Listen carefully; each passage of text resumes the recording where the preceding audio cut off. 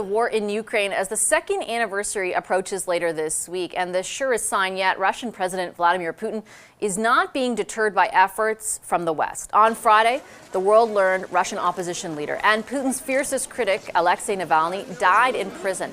The 47-year-old was serving a 19-year sentence on charges of extremism. According to Russian media, he had fallen ill and collapsed after a walk. But he appeared in good health and even laughed during a court appearance just a day before his death.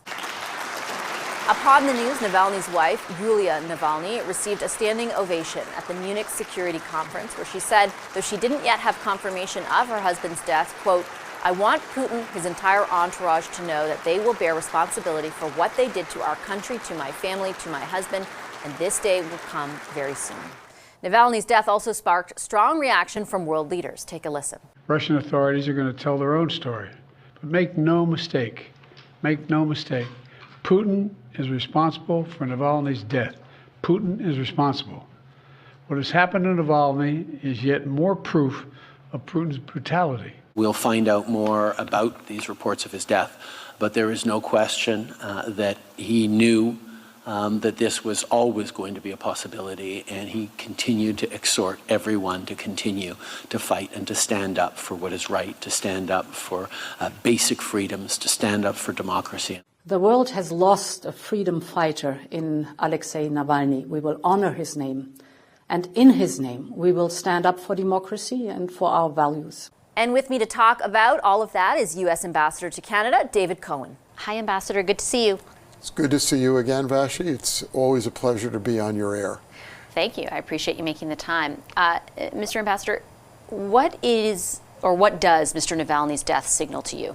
I have to start with what a terrible loss this is, and a terrible loss to his family, and would extend my condolences and my country's condolences to his family. But obviously he stands for, as important as it is from a personal perspective, Mr. Navalny stands for something that's more important than that. And I think it's another example of the brutality of Vladimir Putin.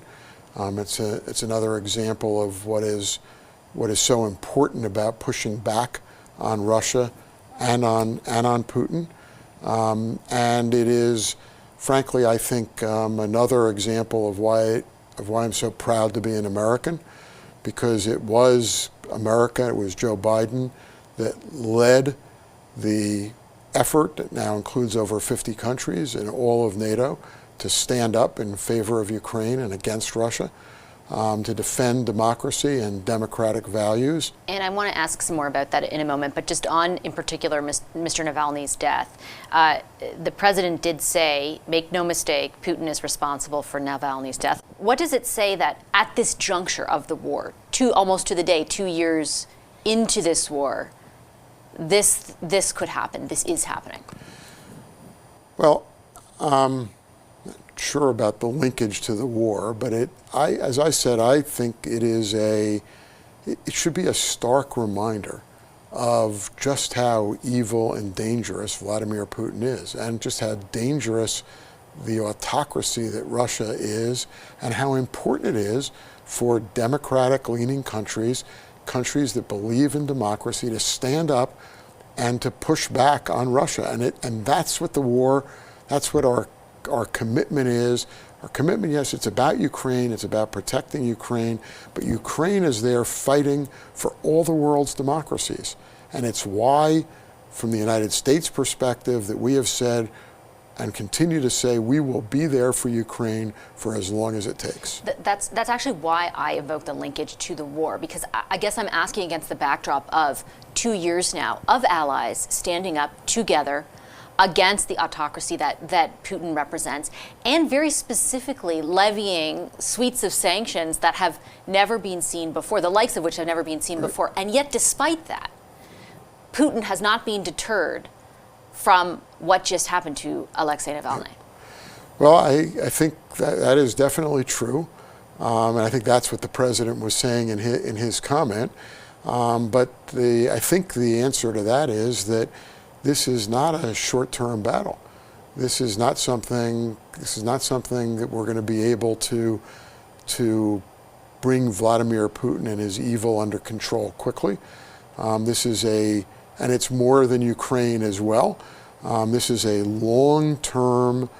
This is a long-term fight and a long-term battle that the United States, that Canada, that the 50 countries that have joined together to support Ukraine we're going to have to stick at this for a very long time.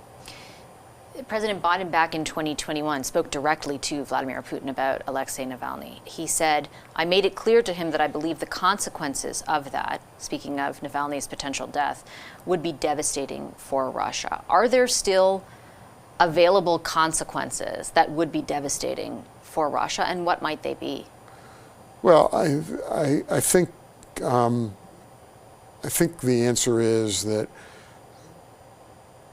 the devastating consequences will continue. And are they devastating enough? I think in the medium and long run, they will be devastating enough.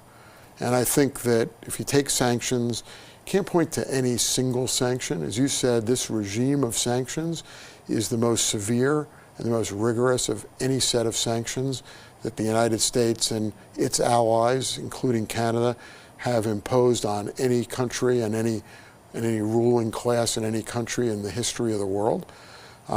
Obviously, they weren't good enough to stop what may well be a brutal murder of Mr. Navalny at the hands of Vladimir Putin. Haven't been enough to cause Russia to retreat from its illegal and brutal invasion of Ukraine. Haven't been enough to reduce the brutality of the way in which Russia is fighting this war. But they have been tremendously disruptive to the Russian economy, and I think we can't relax our vigilance. We have to continue doing everything we're doing, but we're beginning to see the tremendously adverse impacts on Russia of that activity. Speaking of that vigilance, I want to ask in particular in the American context about the prospect for that, because we spoke, I think it was in September, about this very subject, and you were insistent that the cleavages as represented through Congress or the Senate at the time were not as pronounced as they may seem, that there was an overwhelming level of support to continue aid in Ukraine. And while that may be the case, what's happened is still that aid package is stuck. It remains stuck at the time of this conversation. NATO, the head of NATO this week, talked about the very specific consequences. The fact that the U.S. has not been able to make a decision so far has already had consequences. Are you as sure as you were 6 months ago that it will pass, that the aid will flow? And how do you explain the impact that it already has had? So the delay is having an impact, period. And if you'll permit me, I want to take a step back and say that when Joe Biden stepped into the leadership position here personally and as a country in ensuring that Ukraine had what it needed to be able to take on this fight, what has been delivered is remarkable. This is not a partisan issue in the United States. Look at what happened in the United States Senate. A very significant multi-year aid package for Ukraine, for Israel, for Taiwan, with 70 votes. Total bipartisan effort led by Republican Mitch McConnell and by Democrat Chuck Schumer. What everyone's saying is right, which is if that package gets on the floor of the House, it will pass with a bipartisan vote. And I'm convinced that is going to happen. But in the interim, what's the message that Vladimir Putin takes away from it? And I'm not blaming it on the administration. Yeah. I know that there are domestic political issues at hand, but they have now significantly impacted the flow of that aid. I think Vladimir Putin is smart enough to know that he shouldn't take any comfort from the difficulty of the democratic process playing itself out in a political structure where both parties are so closely are so close in numbers in the House and the Senate, and that what's happening here are some political fissures that have nothing to do with Russia or Ukraine. And that is one of the prices we pay for democracy. It can sometimes be a little ugly, but I do believe that ultimately democracy gets to the right answer, and the right answer here is going to be continuing support for Ukraine for as long as it takes. One way or another, the United States will come through and will continue to provide the extraordinary support that it has stepped up to provide. I'll leave it on that note. Ambassador, thank you very much. Thank you. Pleasure to see you again.